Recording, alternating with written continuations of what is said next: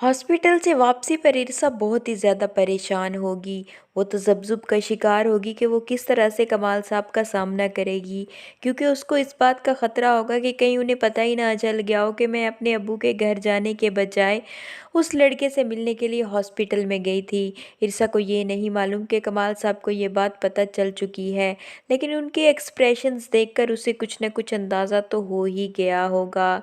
इसलिए ही जब वो वापस आती है तो वो फ़ौरन ही कमाल साहब के पास जाएगी और उन्हें इस तरह से परेशान देखकर उसे और तो कुछ नहीं सूझेगा, वो वहीं पर ही उन्हें सलाम करेगी। जिस पर कमाल साहब उससे पूछेंगे कि वो कहाँ गई थी, तो वो बताएगी कि वो अपने अब्बू के घर गई हुई थी। कमाल साहब उसको बताएगा कि उसके अब्बू के घर वो उसको लेने के लिए गया था, लेकिन वो तो वहाँ पर मौजूद ही नहीं थी।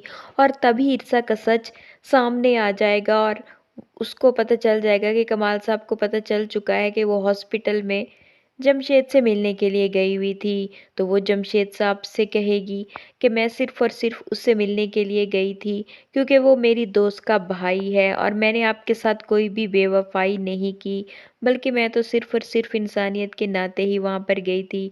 जिस पर कमाल साहब उससे पूछेंगे कि क्या तुम किसी से मोहब्बत करती हो? तो वो जवाब देगी कि मैं उससे मोहब्बत नहीं करती, बल्कि वो लड़का मुझसे मोहब्बत करता है। कमाल साहब को ये सब सुनकर बहुत ही ज़्यादा गुस्सा आएगा और वो ईर्षा से कहेंगे कि अगर मेरी बीवी शम्सा ने 20 साल पहले मुझसे ये बात होती तो मैं दोनों को जान से मार देता।